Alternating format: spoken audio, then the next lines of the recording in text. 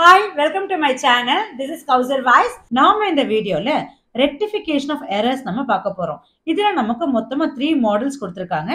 First model one-sided errors, second model double-sided errors, and the third one suspense account based பண்ண problems.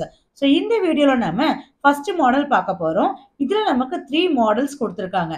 Number 1, errors of totaling or casting, errors of carry forward, and errors of posting. The remaining 2 models நான் link descriptionல கொடுக்கிறேன். தேவைப்படுறவங்க பார்த்துக்கோங்க. வாங்க இப்போ வீடியோக்குள்ள போலாம். Before we see the problem, let us try to understand what is rectification of errors briefly. Okay. So rectification of error தெரியறதுக்கு முன்னாடி first errorனா என்ன நமக்கு தெரியணும். So errorனா என்ன? Errorsனா mistakes. It can be happen at any stage. அதாவது நம்ம journal entry போடும்போதும் mistake நடக்கிறதுக்கு chances are there. இல்லைன்னா நம்ம டோட்டல் பண்ணும்போதோ இல்லை கேரி ஃபார்வர்ட் பண்ணும்போதோ இல்லை ஜேர்னல் இருந்து லெட்ஜர் போஸ்டிங் போடும்போதோ எங்க வேணாலும் நமக்கு எரர் நடக்கிறதுக்கு வாய்ப்பு இருக்கு. ஓகே, ஸோ இதுதான் எரர். இந்த எரரை நம்ம எப்படி ரெக்டிஃபை பண்ண போறோம்? அப்போ ரெக்டிஃபிகேஷன் ஆஃப் எரர்ஸ்ல நமக்கு 3 மாடல்ஸ் இருக்கு. ஃபர்ஸ்ட் மாடல் என்னன்னா one sided errors. One sided error means the error R mistake which affects only one account. Okay, so இந்த ஒன் சைடட் எரர் எங்க நடக்கும்னா first one errors of totaling or casting. அதாவது total பண்ணும்போது நமக்கு error நடக்கிறதுக்கு chances are there. Number 2, ரெண்டாவது model பாருங்க, errors of carry forward. அதாவது லெட்ஜர் நம்ம போட்டுட்டு கேரி ஃபார்வர்ட் பண்ணும்போதும் நமக்கு எரர் நடக்கிறதுக்கு chances are there. And the third one, மூணாவது மாடல் பாருங்க, errors of posting. அதாவது ஜேர்னல்ல இருந்து நம்ம லெட்ஜர் போஸ்ட் பண்ணும்போதும் நமக்கு எரர் நடக்கிறதுக்கு chances are there. ஸோ இந்த 3 மாடலும் சால்வ் பண்றதுக்கு நமக்கு சிம்பிள் லாஜிக் இருக்கு. அந்த லாஜிக்கை நம்ம அண்டர்ஸ்டாண்ட் பண்ணிட்டு தென் நம்ம சொல்யூஷன் பார்க்கலாம். ஓகே, இப்போ நம்ம லாஜிக்கை பார்க்க போறோம். அதாவது effect of errors. Okay, and the rectification. So ஒரு சின்ன எரர்னால என்ன எஃபெக்ட் இருக்கும், அதை எப்படி நம்ம ரெக்டிஃபை பண்ண போறோம். ஓகே, ஸோ ஃபர்ஸ்ட் எஃபெக்ட் பாருங்க, எக்ஸஸ் டெபிட். ஓகே, ஸோ ஒரு சின்ன மிஸ்டேக்னால நமக்கு டெபிட் வந்து ஜாஸ்தி ஆகிறதுக்கு சான்சஸ் ஆர் தேர். அப்ப எக்ஸஸ் டெபிட் ஆயிடுச்சு அப்படின்னா என்ன பண்ணணும்னா அந்த எக்ஸஸ் ஆன டெபிட்டை என்ன பண்ண போறோம், ஆப்போசிட்ல போட போறோம். ஸோ ஆப்போசிட்னா என்ன, டெபிட்டுக்கு ஆப்போசிட் என்ன, கிரெடிட் சைடு.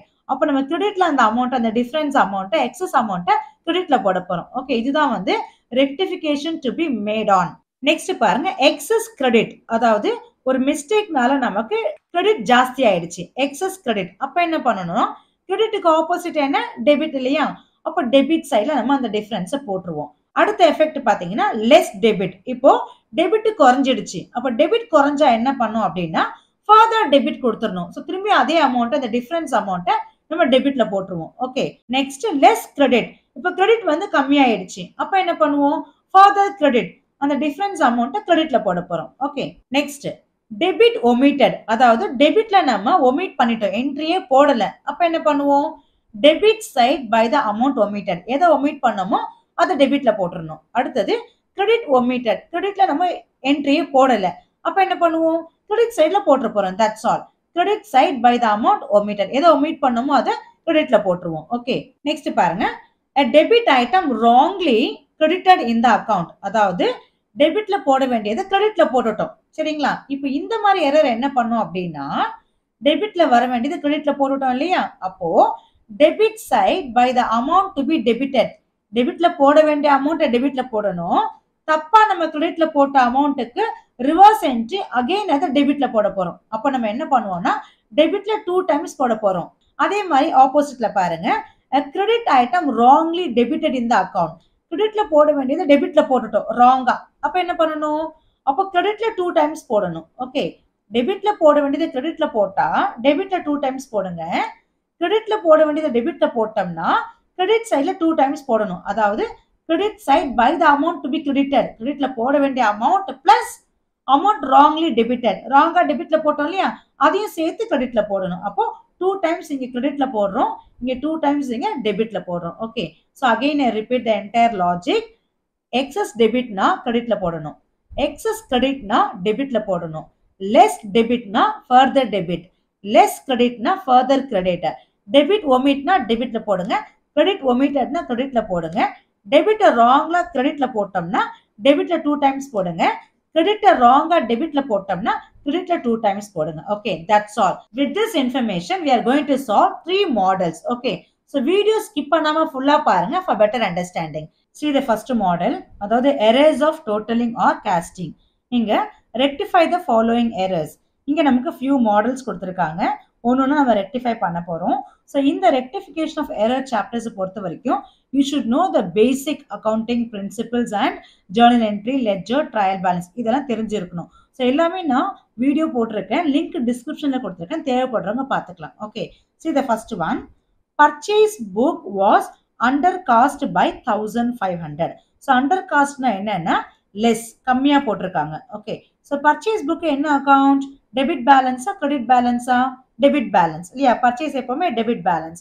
அப்போ debit நமக்கு under cost na less ஆ இருக்கு. அப்போ என்ன பண்ணும்? as per the logic further debit கொடுக்கணும். Okay, இங்க single sided error பொறுத்த வரைக்கும் நீங்க நோட் மட்டும் கொடுத்தீங்கனாலே போதும். Okay, so firstக்கு என்ன நோட் நீங்க கொடுப்பீங்க அப்படின்னா, okay, purchase book under cost இல்லையா? so less ஆ இருக்கிறதுனால further debit. Okay, so solution என்ன எழுதுவோம்னா debit purchase account with 1500. Okay, next பாருங்க, sales book was under cost by 3000. அதாவது sales book under costனா less, குறைச்சி போட்டிருக்காங்க, தப்பு பண்ணியிருக்காங்க. so இப்போ என்ன பண்ணணும்? sales book என்ன பேலன்ஸ்? credit balance இல்லையா? அப்போ credit குறைச்சலா இருக்கு அப்படின்னா further credit. Okay, so solution credit sales account with rupees 3000. that's all. அடுத்தது பாருங்க, purchase book was over cost by 400. over cost na என்ன?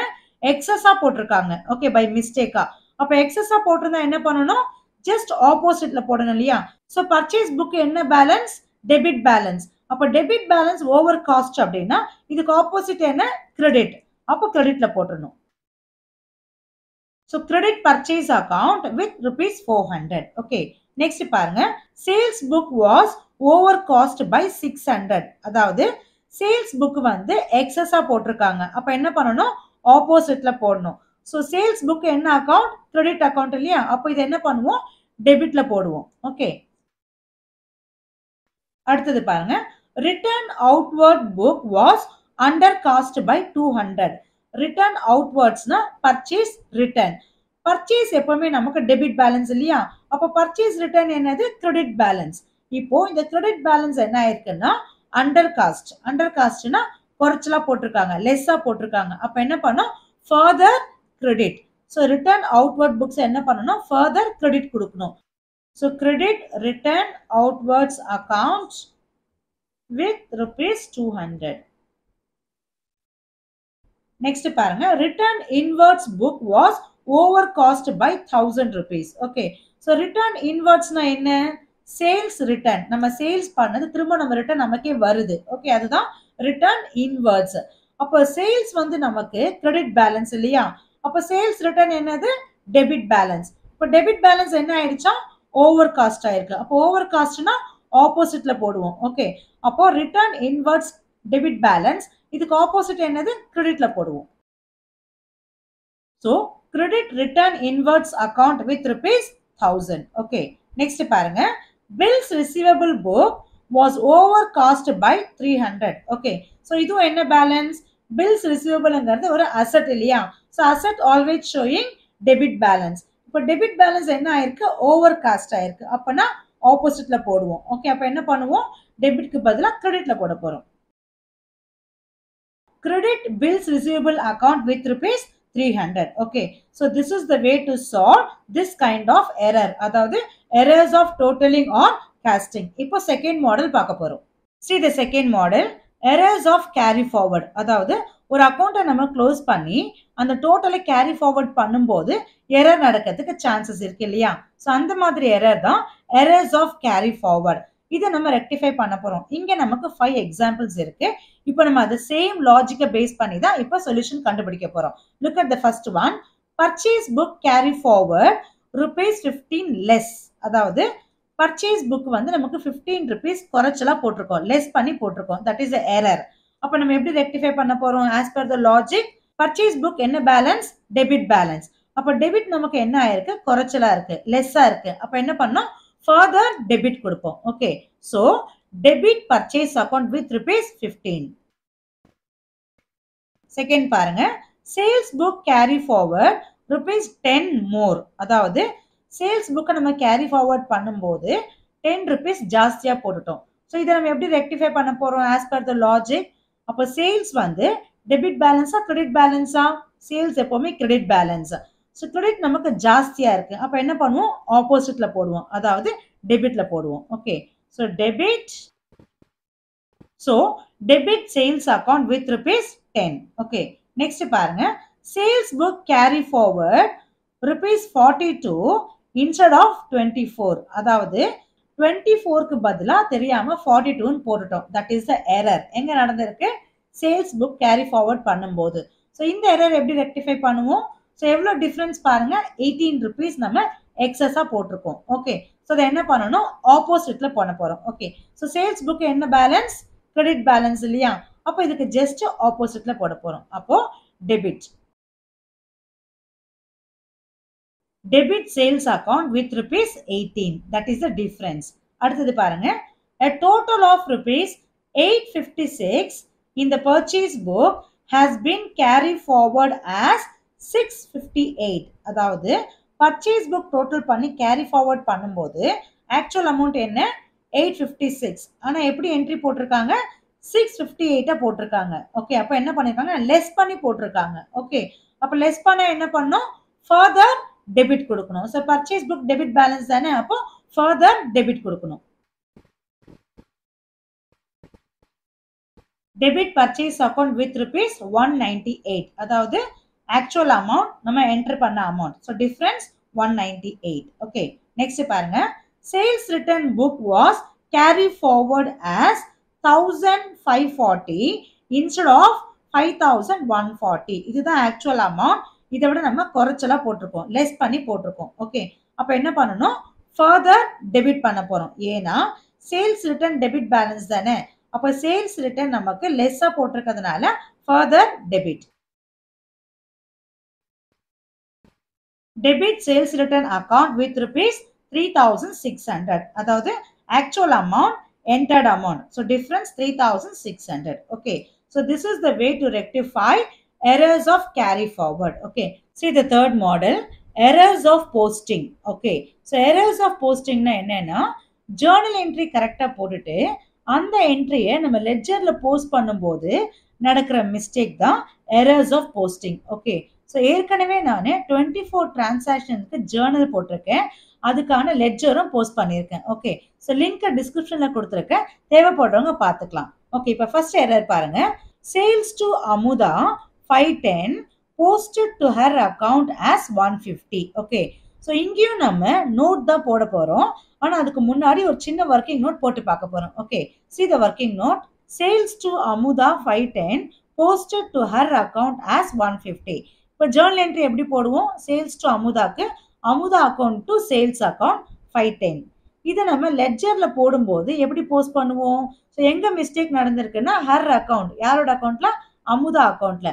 அப்போ அமுதாவோட லெட்ஜர் பாத்தீங்கன்னா ஓகே 2 சேல்ஸ் இருக்கு இல்லையா, அப்போ டெபிட்ல போடுவோம். ஓகே, 2 சேல்ஸ் எவ்வளவு போடணும்? 510 போடணும். பட் எவ்வளவு போட்டிருக்காங்கன்னா instead of 510 they have entered 150. 2 sales 150 போட்டிருக்காங்க. எவ்வளவு போடணும்? 510 தானே போடணும். அப்பனா என்ன அர்த்தம்னா லெஸ் டெபிட். ஸோ அமுதா அக்கௌண்ட்ல லெஸ்ஸா போட்டிருக்காங்க. அப்ப என்ன பண்ணோம்?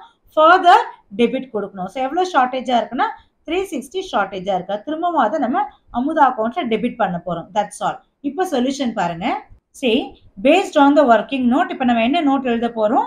Debit Amutha account by 360. Okay, so the difference amount நம்ம டெபிட்ல பண்ணிட்டோம். ஓகே, செகண்ட் எரர் பாருங்க, purchase goods from money 220 credited as 202. Okay, so assume that money அக்கௌண்ட்ல தான் இந்த மிஸ்டேக் நடந்திருக்கு. சரிங்களா? Okay, so purchase goods from money 220, அது நம்ம என்ன பண்ணிருக்கோம்? மணி அக்கௌண்ட்ல எவ்வளவு கிரெடிட் பண்ணிருக்கோம்? 202 போட்டிருக்கோம் இன்ஸ்டெட் ஆஃப் 220. இப்போ ஒர்க்கிங் நோட்ஸ் பாருங்க, purchase goods from Mani. So என்ன என்ட்ரி வரும்? Purchase account debit to Mani account. ஓகே, இப்போ யாரோட அக்கௌண்ட்ல நம்ம கிரெடிட் பண்ணிருக்கோம்? மணியோட அக்கௌண்ட்ல பை பர்ச்சேஸ் 202 என்ட்ரி போட்டிருக்கோம். ஸோ 220 வர வேண்டிய இடத்துல 202 போட்டிருக்கோம். ஸோ எவ்வளவு ஷார்டேஜா இருக்கு? 18 rupees ஷார்டேஜா இருக்கு. ஓகே, அப்ப என்ன பண்ணோம்? மணி அக்கௌண்ட்ல ஃபர்தர் கிரெடிட் பண்ண போறோம். Okay, so based on the working note இப்போ நோட் என்ன எழுதணும்? Credit money account by rupees 18. Okay, see the third one.